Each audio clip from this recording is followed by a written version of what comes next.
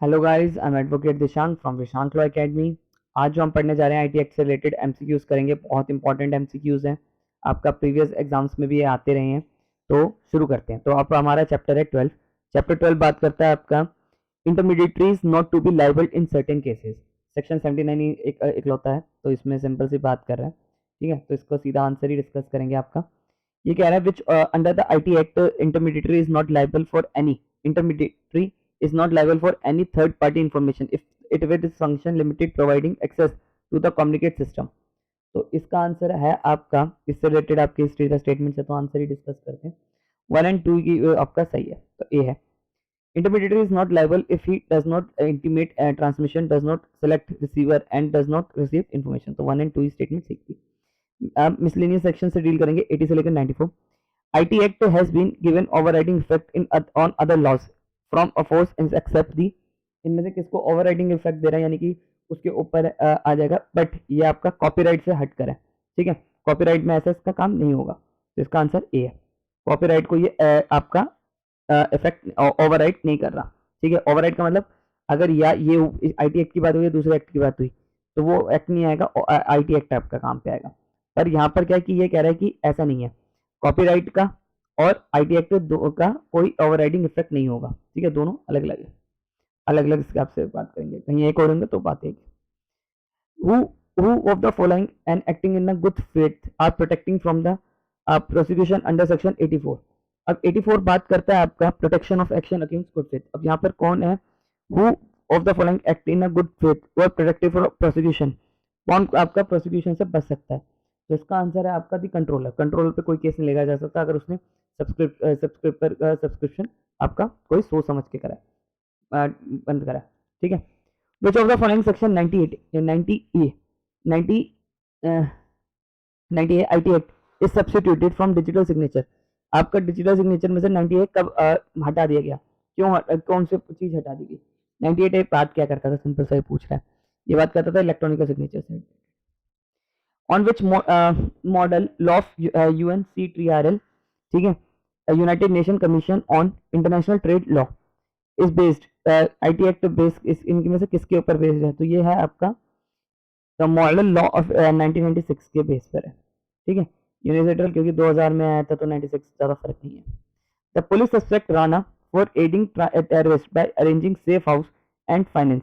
Police ने एक राणा को पकड़ा, ठीक है, जो अरेंज करा था safe house and terror finance से। Police has realized that the Rana has several emails accounts and operates those email account using alias. The police want to access the email message being sent and received by Rana to confirm the suspicion. Select the most appropriate method by which be used for police to access Rana email account। तो यहाँ पर उसने आपको ढूंढना है कि special का क्या है। Detain him on the charge of suspicion, उसको चार्ज के सस्पिशन में करेंगे। Ask for judicial custody from a court till the police complete its investigation and make further arrest। The police can obtain the password from his arrested association। तो इसका answer D था, कुछ ज्यादा खास question नहीं था। Sunil is suspected for publishing false digital signature certified। Sunil is very clever। Sunil जो था वो सस्पेक्टेड था कि उसने पब्लिश करा फॉल्स डिजिटल सिग्नेचर सर्टिफाइड का। सुनील इज वेरी क्लेवर, वो बहुत क्लेवर है। He creates the false digital signature, उसने एक फॉल्स डिजिटल सिग्नेचर सर्टिफाइड करा using his home computer but send a certifying using a public computer from a cyber cafe।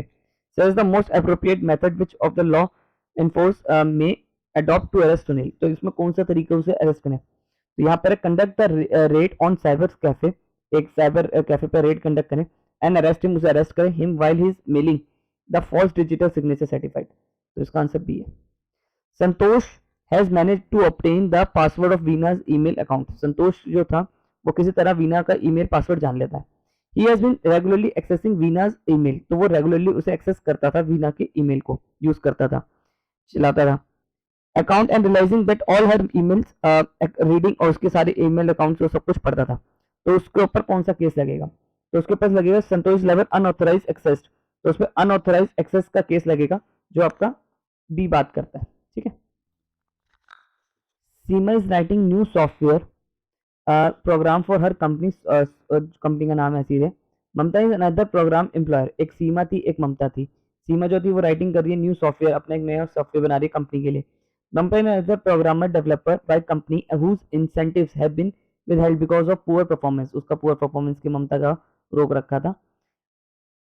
Agreed by his Mamta changes the entire folder of structure with Seema partially written source code is safe. Seema finally locate the sources after so much efforts. Uh, by then she goes to behind her deadline. The 3 days Seema want to take legal action against the Mamta. Select the most appropriate answer. तो वो क्या आपका कर सकती है? She can file complaint against Mamta for tampering with computer source. तो उसके ऊपर ये लगा सकती है कि उसने मेरे क्या था छेड़खानी की, उसने डिलीट नहीं करा, उसने टेम्परिंग करा। तो टेम्परिंग करा है तो कौन सा ऑफेंस करा है? 65 का। ठीक है, टेम्परिंग का मतलब छेड़छाड़ी करी है, उसने फोल्डर की लोकेशन चेंज कर दी। पर हैकिंग क्या होता है? हैकिंग कब होता है कि जब उसने डिलीट कर दिया या ऑल्टर कर दिया। ठीक है, यानी कि मतलब उसमें 4 लाइनें थी, उसमें 4 लाइनें कट के आपका 2 लाइनें ही बची, तो उसने हैकिंग करा है। ठीक है, और यहाँ पर उसने क्या करा है आपका, ये क्या करा, उसने फाइल की लोकेशन चेंज कर दी, तो उसने ऐसी चीज करी है। ठीक है, कुछ सोर्स कोड्स तो नहीं बदले उसने। ठीक है, एंटायर फाइल स्ट्रक्चर ही बदल दिया। ठीक है, स्ट्रक्चर बदला उसका सिर्फ।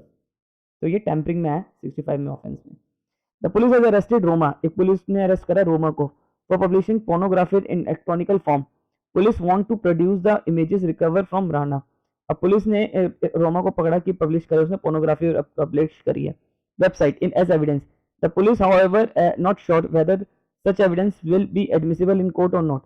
The light of this fact, select the most appropriate answer. आपको most appropriate answer देना है।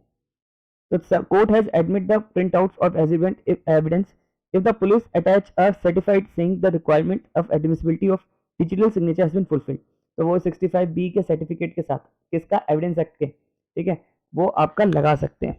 ठीक है, यानी कि सिंपल सी बात है भैया, यहाँ पूछा है क्या पुलिस ने आपका कुछ पोर्नोग्राफी से रिलेटेड मटेरियल सीज करा है, क्या वो कोर्ट में लगा सकती है? तो आंसर है यह लगा सकती है आपका 65B के सर्टिफिकेट के साथ। ठीक है, एविडेंस एक्ट की बात हो रही है 65B। ठीक है, हीना want to store income tax records of the last 3 years in an electronical form. हीना जो थी वो अपना इनकम टैक्स का रिकॉर्ड रखना चाहती थी 3 साल तक का। ठीक है, however she is not sure whether it will satisfy legal requirements. Should there be need for produce these records at the later before appropriate authority advise her by selecting in the तो इसमें सीधा answer ही पढ़ते हैं। She can store the records of any media, किसी भी media में रख सकती है वो, as long as she is able to retrieve it is a later data, it is a later data की तरह कहीं पर भी रख सकती है। तो इसका आंसर डी है। Publishing of absence material is, publishing करा आपने कोई एब्सेंस मटेरियल को। ठीक है, यानी कि आपका 67 की बात कर रहा है, ये 67 से रिलेटेड सेक्शन बात कर रहा है, तो आंसर ही 67 है इसका भी। 67 बात कर रहा है और 293 आईपीसी का, तो दोनों की बात कर रहा है, तो इसका आंसर सी है। By which of the 2000 some sections related to the forgery or under the IT Act, IT Act के forgery were amended, कौन से amended हुए? तो वो आपके amended हुए IT Act से, तो आंसर इसका ए है। IT Act has made amendment in the following section, किन सेक्शन में amended करते हैं? तो ये कर रहा है आपका A and B, both 463, 467, 466, 477 A में। ठीक है, in which of the following judgment has the Supreme Court struck down the Shreya Sehgal वाला था ये शायद, हाँ आंसर ये है। A police officer empowered to investigate cyber crime as per the,